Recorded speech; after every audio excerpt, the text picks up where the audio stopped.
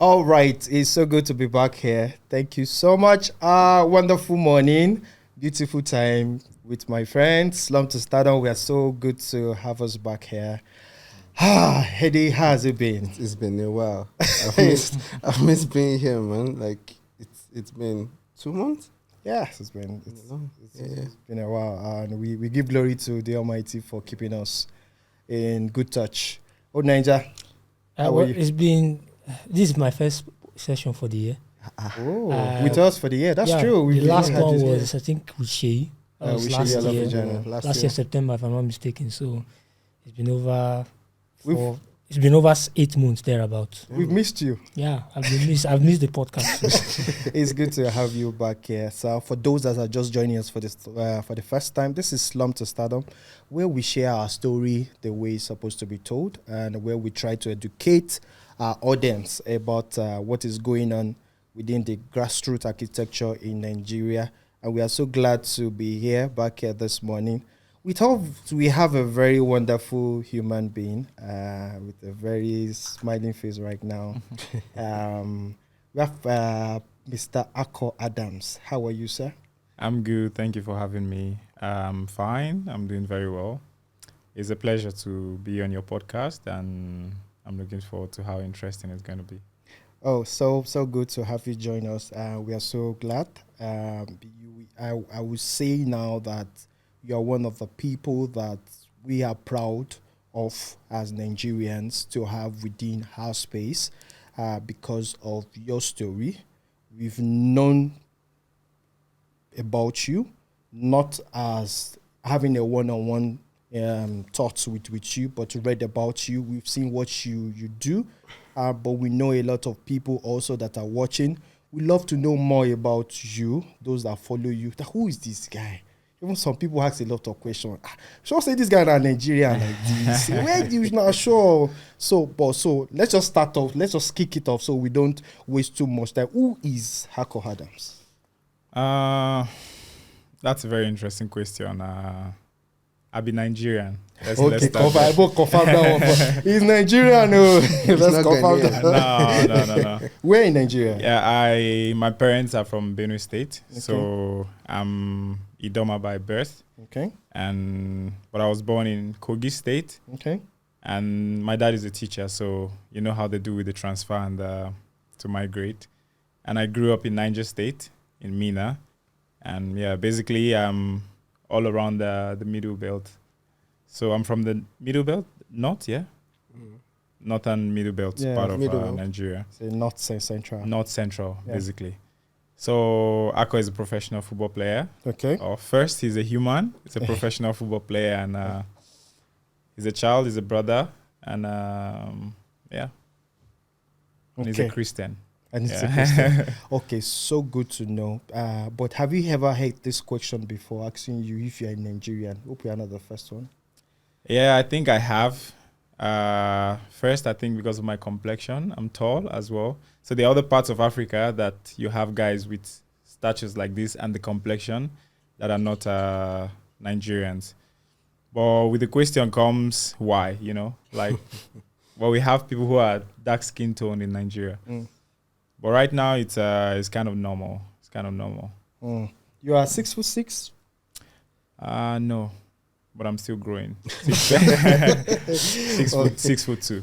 Oh, 6'2". Okay, because when you walked in here, I was looking at man, this guy could have fit in for a basketball player if he had. It's too boring for me. Any other sports that you played while growing up? No, while growing up, no. I was completely into football. Even till now, I think the only thing I do a little bit is paddle. Yeah. Besides that, and it's because it's still very active and it's interesting. It's challenging. Yeah, I want some competition. I think other individual sport, football is individual sports in a team, of course, but every other individual sport is not giving me the vibe. No, it's not as competitive as I want it to be. So paddle is what come close to that. Okay, nice. That's it for me. I know Hedy has something for you also. So considering that we are a grassroots-oriented organization, so we want to know what your grassroots memories are playing football, coming from the grassroots. So your time at Jemba academy. I think they are based in Kaduna, you said? Yeah. Yeah, so what was your time there like? I think thinking of how I grew up and how I came to fall in love with football is very, very early, actually. I think I was 6, 7, if I'm not mistaken. I was in primary school, and it's like in Nigerian schools, you know, there's a break time and there's a pitch. So that was all my break time was about. And I was kind of good at it.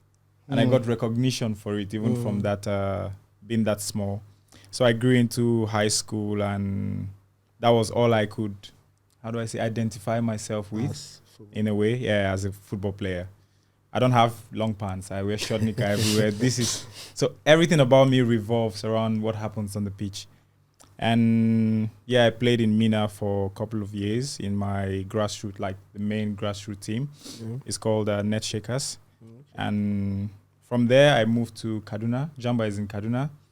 And I was there for also a couple of time. And I think it's like every other kid. You just have to, that is where you solidify your dream. That is where you kind of really, really face the question of if you want to go ahead with this or football. If you, And for me, there was no plan B, actually. My plan B was making sure plan A works, actually. It was a one-way street. I knew, I would say I was going to make it, but I didn't know when. So I was in that place, and though it happened quick for me, to the glory of God, but at the same time, if he had not, I would still be on the same path. So grassroots was not the easiest, but I think that's when you enjoy football the most, to be honest.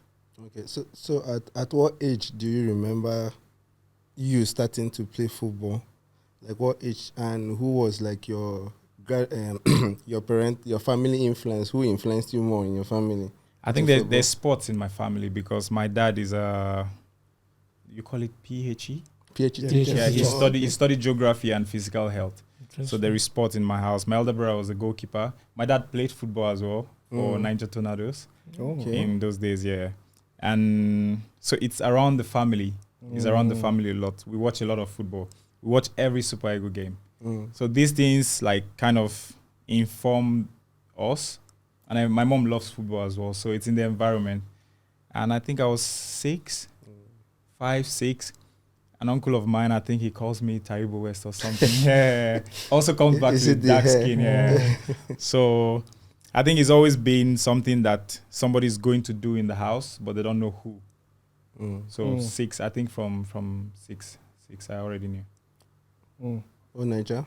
Okay. And now let's take your career now from the Nigerian space. There are a lot of Nigerian players who've played in the Scandinavian region, Norway, Denmark, Sweden. You went to Sogna from Jemba. What was the experience like being in a new country, learning a new language, and also the cold, the environment, and the football culture generally? Yeah, I said this, it's a very funny story. I didn't know, I know European countries, of course, because I have my eyes on the countries I want to play football. But I didn't know where Norway exactly was until I was to travel to Norway. And we did the trials, like here in Abuja, and got scouted. And then my now agent, he wasn't my agent at the time, he told the owner of the academy, okay, we're going to Norway, we're going to Sogndal. And we started to buy big jackets. And I was like, why am I buying jackets? I never had jackets like that until then. He was like, when you get there, you're going to know. Yeah. And fortunately or unfortunately for me, I arrived in January. And January is like the coldest. It's the coldest. I had a lot of cultural shocks. I could be sleeping and life is going on outside and it's not bright.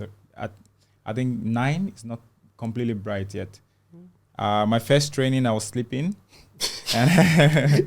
And I had to get a call from the reception that they were waiting for me downstairs because it don't look like it was done.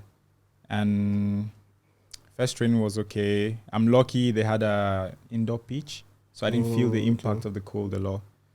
So I did 2-3 seasons in Sogndal, but it was a place for learning, for really developing, and I had really, really great help from there.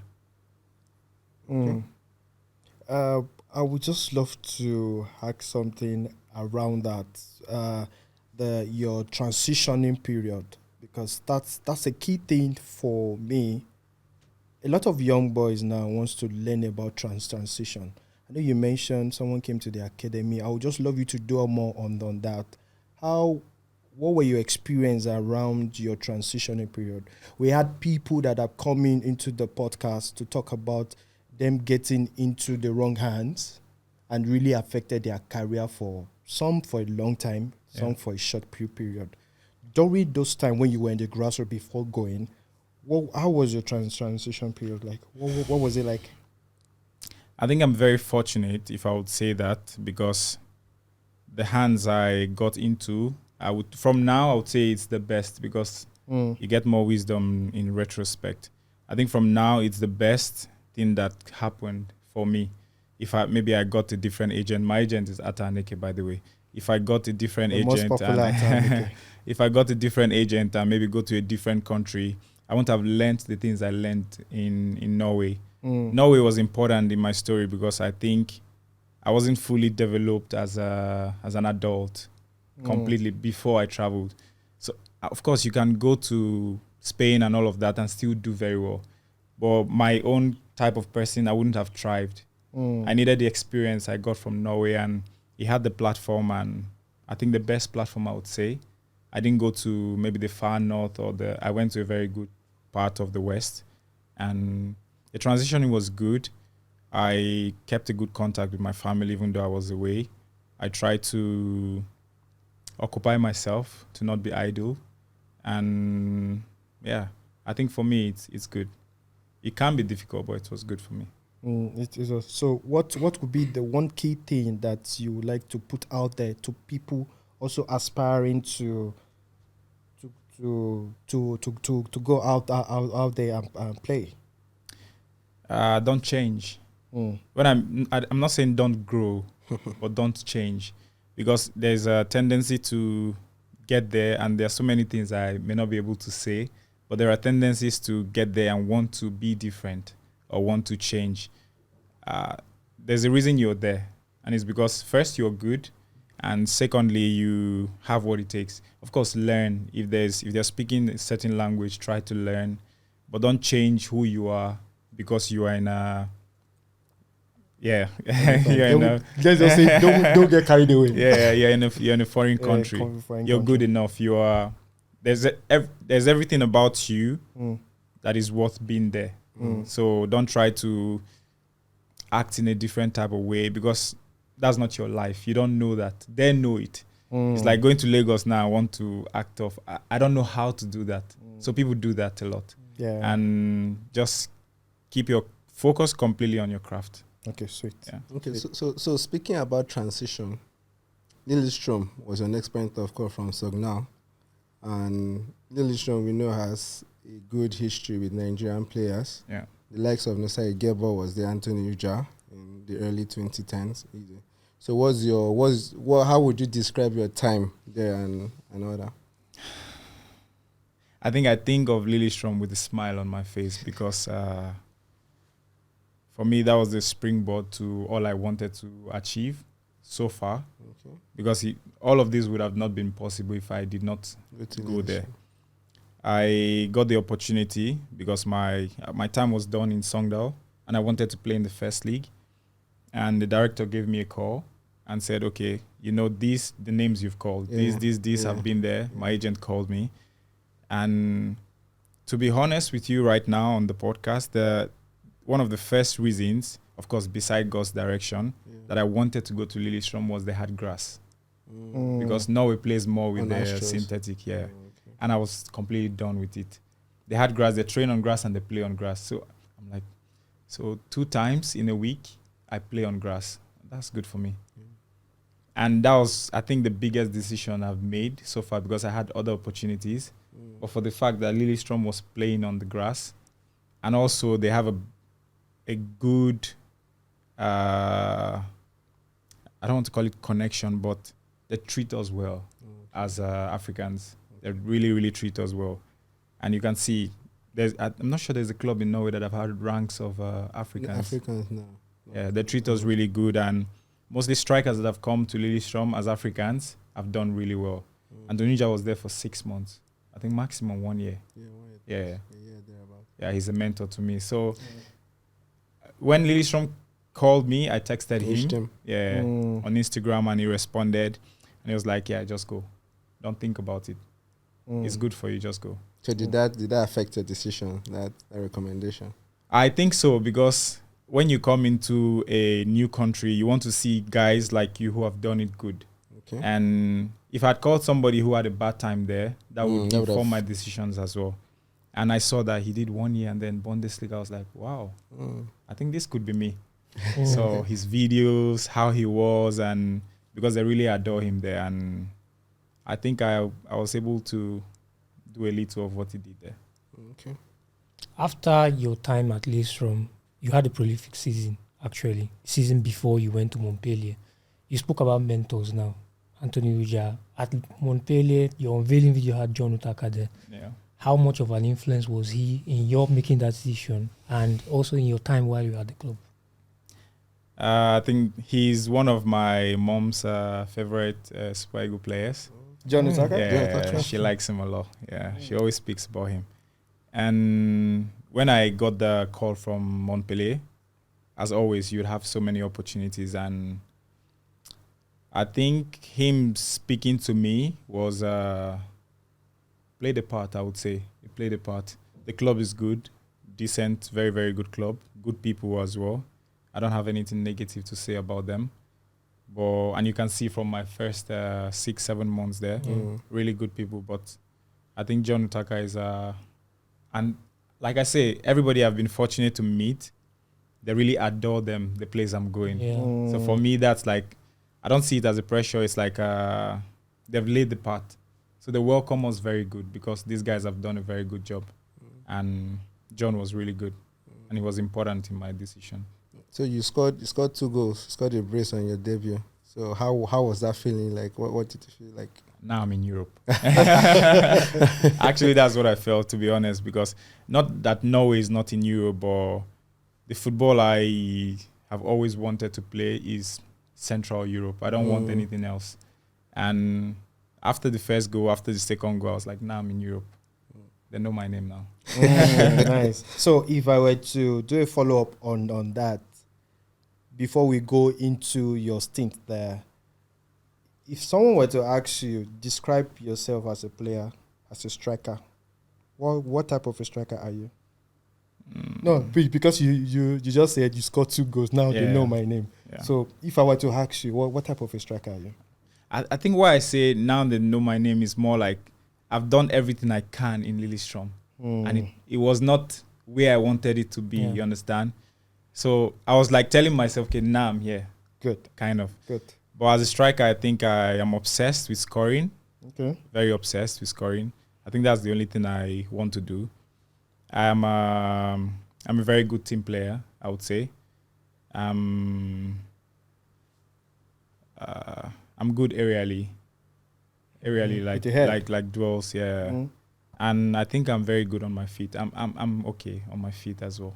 Technical, yeah. So can we categorize you as a striker that loves playing with his back to the post? Do you like that, or you like the ball to play to you in space? I think many coaches want to make me that, like Didier Drogba and all of that, because of the strength. Yeah. But that's not the football I grew up to enjoy. It's like playing in Jamba or playing in even Lillestrm. They gave me a lot of freedom. Okay. Yeah, they want that because you can help the team to take off pressure. But I want to enjoy football as well. I want to play. So sometimes I drift to the side. Okay. So if you lose the ball in the middle, you're in trouble with the coach. Yeah. If you lose it on the side, no problem. So I drift a little bit and I try to create a lot of space. I think that's one of my strengths as well. Okay. So following up with goals down, you scored 8 goals in 30 games during that season and your team finished mid-table. Tell us what was the experience like and what happened, because I know there were a lot of rave around you guys then, how you guys started, that you guys were really going to push for it. But what happened within that time, within that year? I think I would speak first personally for me. It was my first, like I said, my first year in Europe. The Europe I think I should be. It was my first time, and I'm experiencing a lot at the same time, like so many comparisons and okay, he's the this, he's the that. So I was dealing with all of this and still trying to keep up with performance, which I'm professional, so I'm not distracted. But at the same time, I'm experiencing everything new. And for the team, it was more like, I think our objectives were not concrete enough. And if you're not going somewhere, you're going nowhere, kind of, or you go everywhere. Sure. Our objectives were not concrete enough to know that, okay, we want to fight for something. So whatever we ended up with, I think we kind of deserved it because we're not objective on what we wanted. But for the first 6 months, I think it's up till now, I wouldn't say because next season is going to be good. But up till now, I think it's the most groundbreaking performances I've had. Yeah. Nice. Now, Montpellier struggled the following season after your first season. It was more like a free fall, actually. Yeah. What was the reason behind that? Because these were former League One champions, for crying out loud. Then suddenly, we're seeing them in the relegation places. And then you had to leave. But before you left, what was the reason why they had that free fall? Like I said again, if the objective is not completely stated, I think everybody goes in different directions. And like also like every big team, you have seasons where you're completely on the high and seasons where you're some are just good to manage it. So they finish 14th and they just manage. I'm not calling any club, but you know what I'm saying. Yeah. It's I think for my former team, it was a difficult period administratively and also in the team. We changed like 2 coaches. So there's so much change happening at the same time. We have a mixture of completely young team, inexperienced, and very much older guys. So there was no middle ground. Yeah, there was no middle ground. So it was a mix of a lot. But in general, I just know that they're champions. They're going to come back. Okay. And after Montpellier, you left for Sevilla, who on their own part were having also a terrible season in perspective. How did you find going into that environment like, and considering that you also had your own personal struggles with form and injuries? I think leaving Montpellier in January right now was the good decision. Both I and my agent thought would be best for the next step. And as always, like I said, there are opportunities to check different projects and everything. But what Sevilla proposed to me as a project, I knew what was happening in the club already, so I was not oblivious. And also, they made me understand that, okay, there's not an instant impact expected. Yeah. We are building something, and we want you to be part of what we are building. So I knew what I was going into. So all of the media, there will always be, till football ends, there will always be speculations and all of that. But I was sure of what I was going into before I went. Okay. Yeah. And at Sevilla, you met the likes of Ejuke. I think Iheanacho was there before he left. Yeah. So what's it like having that Nigerian presence at the club? We have vibe. It's we are different. Stella. Trust me. Outside there, it's we have a saying. It's like either you have it or you don't. You can't copy it. You can't fake it. You can't be a Nigerian if you're not. You can live in Nigeria, but if you don't have the vibe, you don't. Ejuke is a fantastic guy. Kelechi is, we all know. He's senior man. He's an amazing guy. Trust me, he's an amazing guy. He carries everybody in the room. Trust me. And going to an environment where they are both there, you just want to go to training every morning. For the 1 month, 2 months he was there while I was there. 1 month, I think. Yeah. It was all bliss. Speaking about Nigeria, you were part of the under-20 team that went to the under-20 World Cup in 2019 in Poland. You had a fantastic start after your game impressive start against Qatar. Yeah. From there, everything went downhill. So what happened? What changed? I think we had a lot of rotation in the team. From game to game, we had a lot of rotation. But of course, it comes down to the coach's decision, which as players we can't question. We can ask him questions, but we can't question his decisions. And the objective was to go as far as possible in the competition. We had teams that were very good, to be honest. Senegal in the knockout was very, very good, very organized. And USA, also very good, very organized. The games we played good is because we also had an edge over those teams. But the rotation was a lot in the team for a tournament. Still on Nigeria. So what do you look forward to call to Super Eagles or something? I think there's rarely a Nigerian kid that does not dream of wearing the Representing shirt. Nigeria. There is rarely. Who plays football, of course. There's rarely. And I think coming from where I come from, I think playing in the national team, there's no bigger honor than that. I'm honored to play for Sevilla with all my heart, but representing your country that your parents are from and that you are from, that you have roots and connections and friends, and it's like an army man taking up everything to go for peacekeeping and all of those things for the country. Yeah. I think it's the same as representing Nigeria, and there is no greater honor for me. Yeah. So for me, in talking about Nigeria, how do you view our football in comparison with what you saw? In terms of the league or the national team? The administration, the way we do our things. Did you just want to touch brief on that? About the league, I cannot say so much because I have not been in it. Okay. But when you're in the grassroots and when you got there, how do you, is there any difference? Is there anything you feel there's still room for improvement? We know Nigeria with the street is there. Yeah. We have a lot of challenges that we know we need to do better from. That was why I asked you the last time, what were the challenges during your transitioning period? And when you said, one thing that you said when you first got there was the weather there. Yeah. But aside that, in space of administration, in space of the coaching you experience, how you improved over time, what do you think we can do better in our space here? That you saw that which will help the younger people. Yeah. So what we are trying to target is people that are watching, how their mindset should be. Yeah. Yes. Very good question. What I experienced from my first time traveling was more like it is organized. There's no margin for error.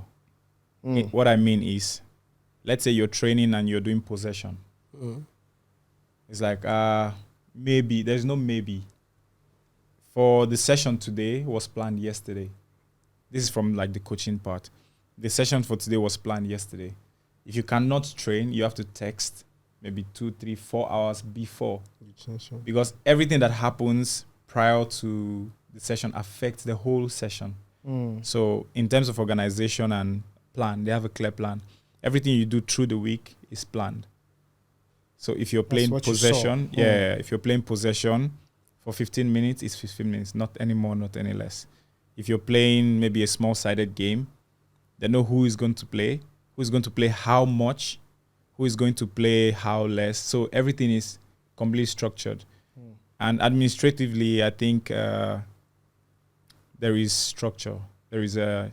This person is responsible for this thing and he does it to the best of his ability.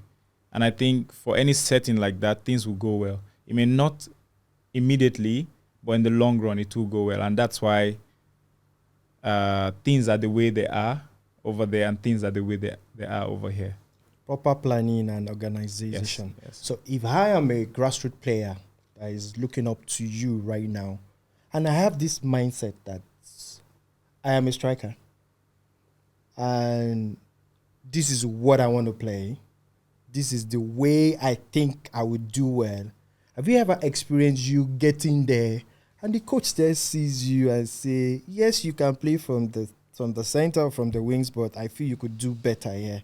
Have you ever experienced a change of positioning since your journey from Now.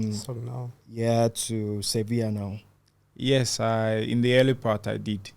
And Did that change? Did you also have the same mindset that I'm not change my wing? Now, yes, I be. Easy how to did change you wing. deal Easy with to such? change wing, Yeah. but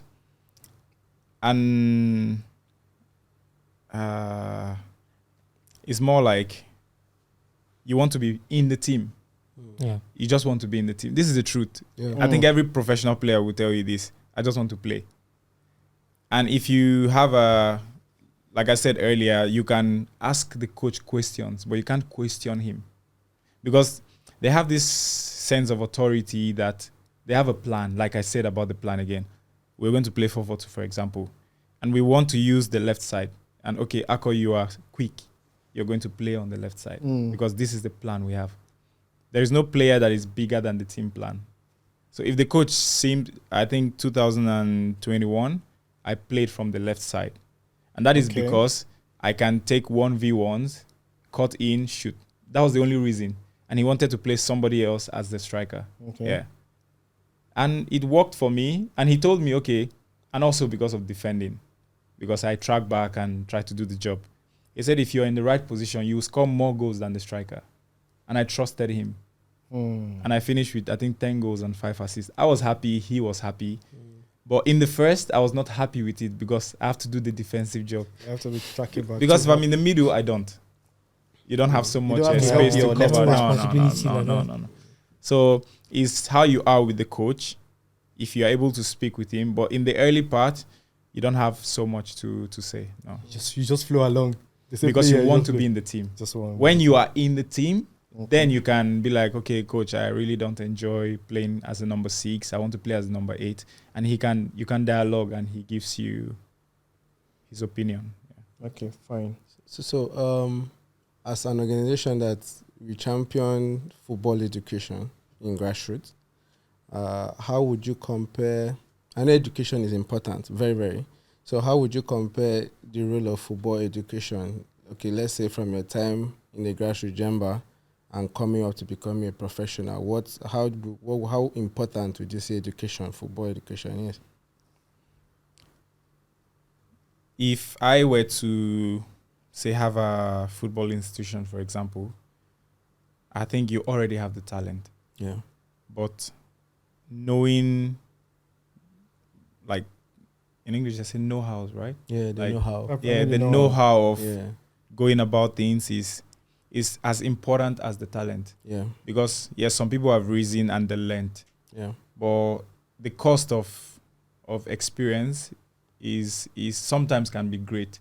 Or the cost of wisdom sometimes can be great. The things I know now, I didn't know 5-6 years ago. Yeah. And which comes with experience as well. But if you can know, for example, your value, which is, as I think for every human is important. Some people didn't realize their value until they were 40. But you've lost a lot just for that reason. I think value, knowing that, okay, you're good enough. Yeah. Because sometimes we go there and we become inferior.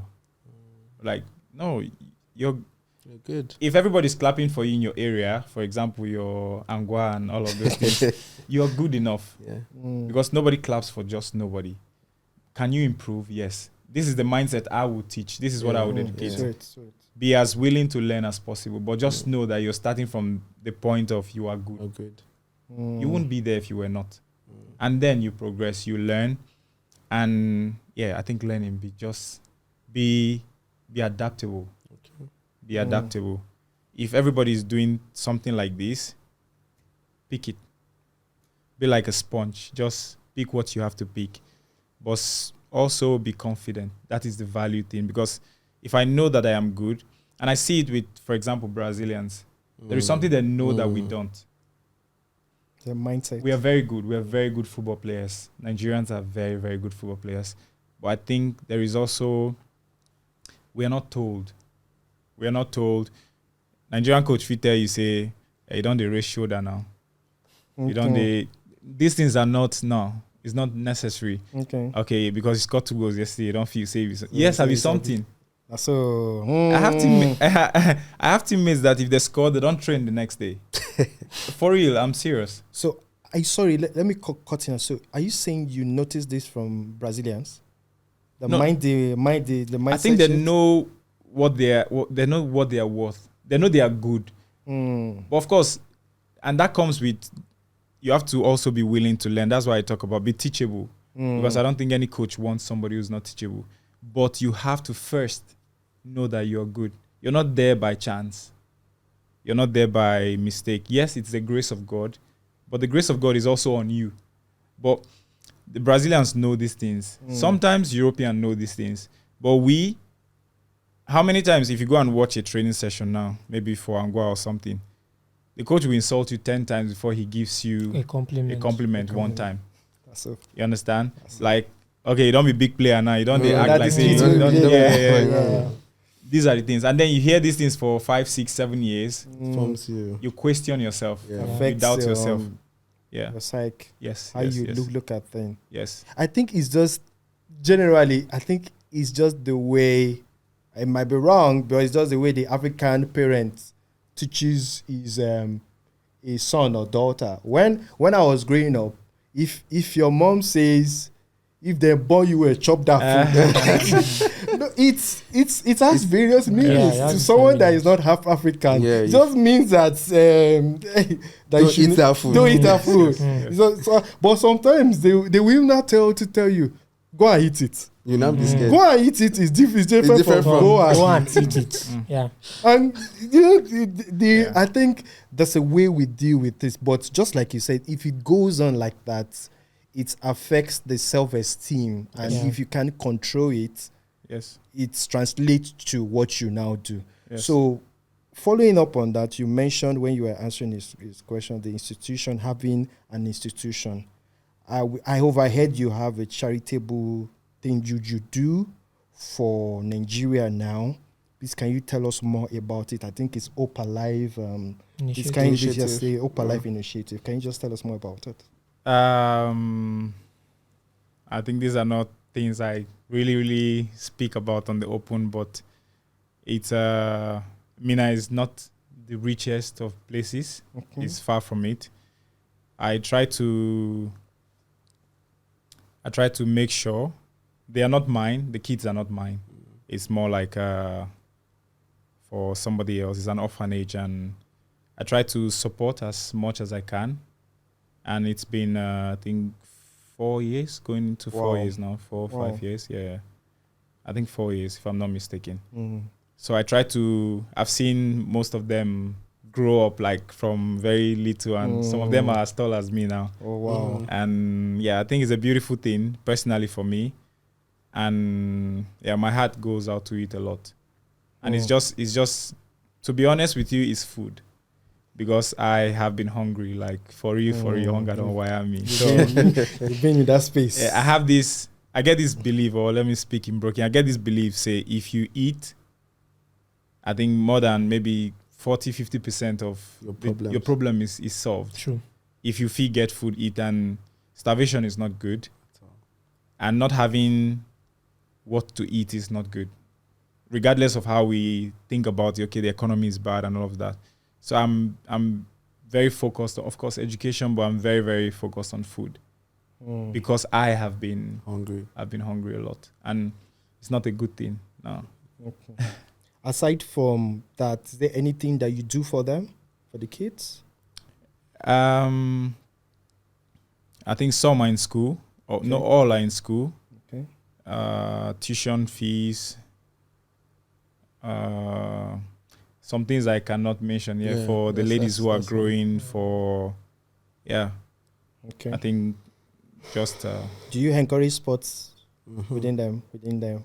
Yeah, whenever they see me, many of them are like, I want to be a professional player and all of that. I'm like, yeah, it's very possible. It's very possible. And also for my grassroots as well, I try to...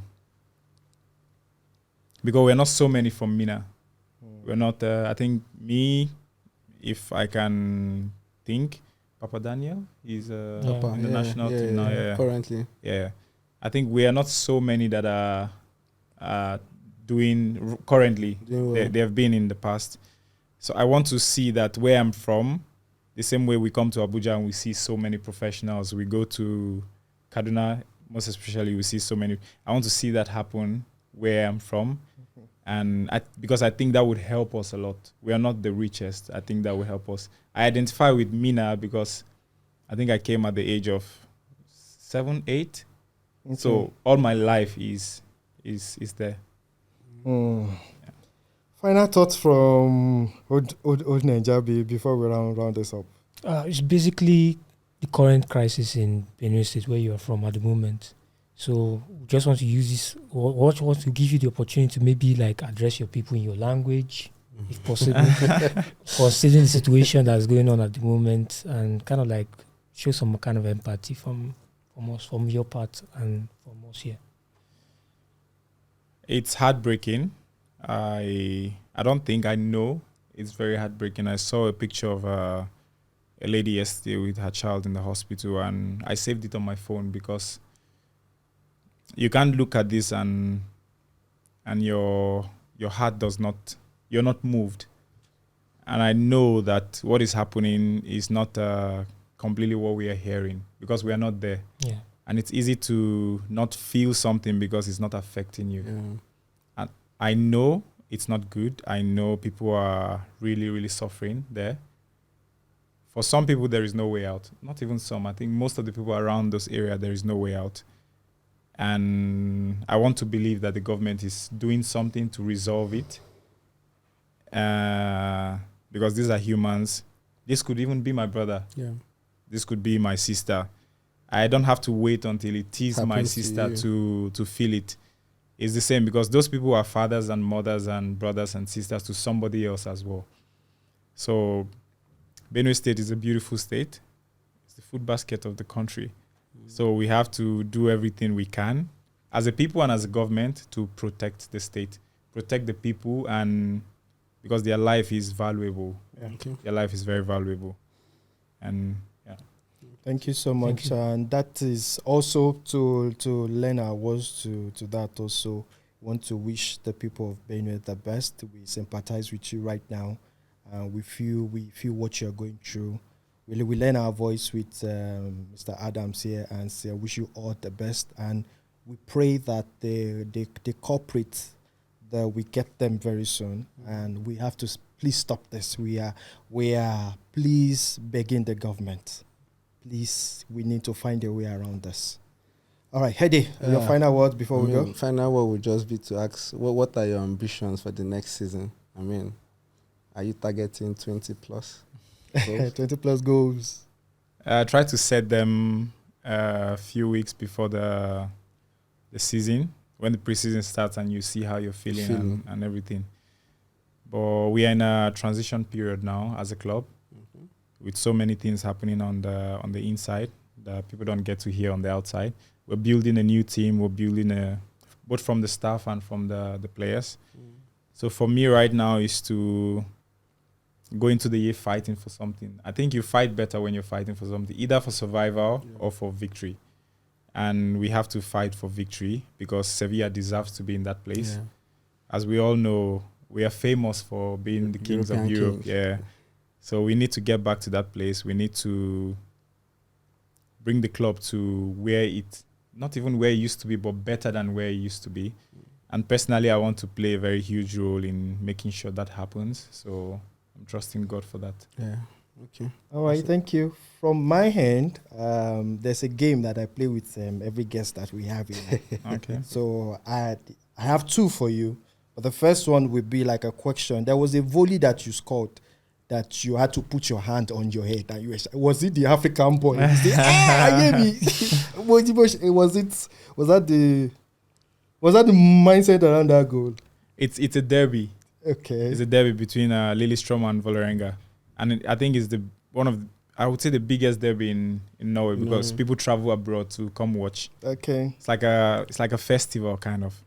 So I came to Lillestrm 2022. I played I didn't sleep the night before the derby. I was watching videos, Antonio Ucha. I think I watched every video from 2005 because I was so Igor was playing there before me, Igor Ogbu, and I asked him how's the derby, and he explained to me, but explanation was not doing justice. I watched how the fans react when Lillestrm scored.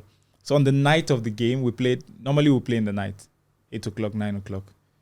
I didn't score, but I had a very good game. And I was like, the next one I'm going to score.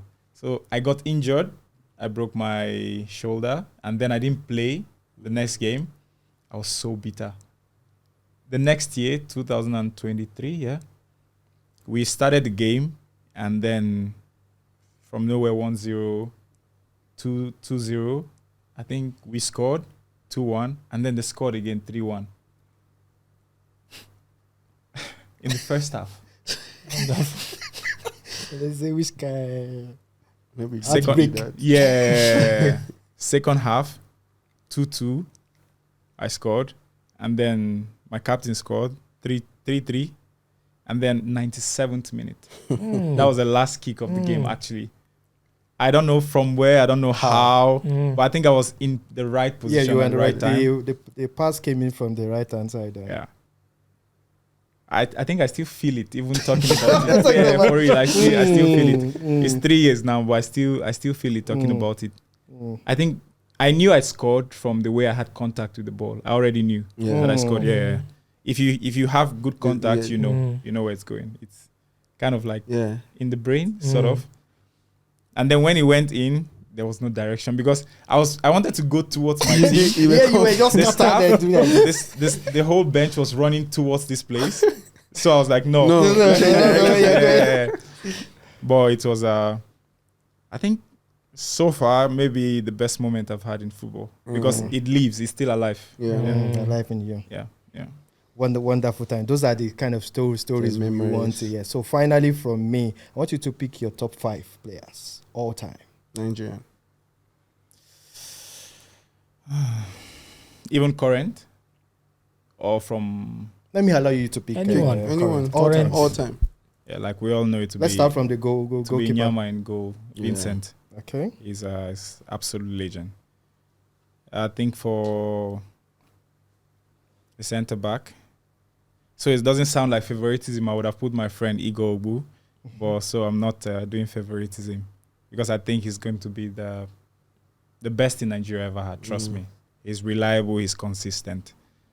From the right back, do I know any right back from the past? All time. Nigeria has system. Likes of Chidi Odia, Iguavon. Yeah, I'll take Iguavon. I'll take him. Okay. From the left, Keshi played central or Central. Sometimes he plays central. I saw a video where he took the ball. I think you posted on your page from defense up to the big boss. And then from the left, I think, like we all know, I'll take a Taitao. From the centre back. You are building an 11 at the moment. Yes. Okay. 5. So let's just say the goalkeeper, two defenders, two defenders, 2 midfields, and an attack. Making it 6. Let's just do it that way. 2 midfield, I'll take JJ. Yes. And who? Wow. So many players come to mind. All time, Yeah, JJ for sure. Okay. All time midfield. I think I like Ulisse. I like him because he's rough and he's intelligent, So if you have a JJ, you need an Ulisse behind him. And so striking? Good choice. All time. Nigeria. Is 1 strike or 2 strike? 1. 1? No, let's give him 2. Okay, we'll give it 2. Let's give it 2 then. Yeah. Wow. That's 7 then. Yeah, let's let him. You guys are trapping me. Wow. I think Victor Osimhen has to be high there on the rank. He's a role model for me. Who else? The names I have is. Mention them. Okay, Wow. let's help you pick. Mention the names you Should have. you help him The pick king. or he should pick? Okay, so We should give him options. Victor Osimhen on one side. I want a very prolific striking force. Victor Osimhen. If you have a Victor Osimhen, who would you have? A penny for your thoughts. We should give him options, yeah? That's what I'm saying. Maybe we should give you We should options. give you options. Rashidi Yakini. You have Brownie there. You have Kanu. We Yeah. have Mokachi. MNK. We have Mokachi. Mokachi. Nah. I won't put a Kanu and Osimhen. Osimhen. No. I won't put an Emenike and Osimhen. They're the same. Ahmed Musa. I was thinking that. I was Okay. thinking Yes, Ahmed yes, Musa right. or Brownie Day. Why Ahmed- Brown? Ahmed- Why Ahmed Brown was today? a wide man anyway. So Yeah, Ahmed is the so winger. Brown is Oh, more but like why a- Brown Day? Because I think he wants the ball. Osimhen Mm. runs. So So okay. it's So two he different. stays. Yeah, Yeah, I think Osimhen I'll take stays. Osimhen and Brownie Day. Brown Day. Okay. Oh, good. Wonderful time with you. We want to really appreciate you for stopping by. Thank you. We know you were coming back from an event that is currently going on right now in Abuja. Thank you for stopping by. We want to wish you all the best. Thank you. Would love to have you again, and I want to say a lot of people are really going to be hearing from you. So, final words from you before we go.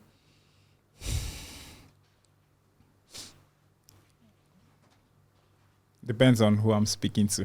The audience. Yeah, It's audience. I think I've said everything and not mentioned what really makes for good success. I know people say put God first, but make God the whole thing. Yeah. I think it's because it's a high climb. It's a high climb, and we need His hand. We need His hand. We are far from home. We are doing life by ourselves, so we need God to. I like to see God as an anchor, because life is stormy. Life can get very difficult. It can look like there is no hope sometimes, but keep hope alive.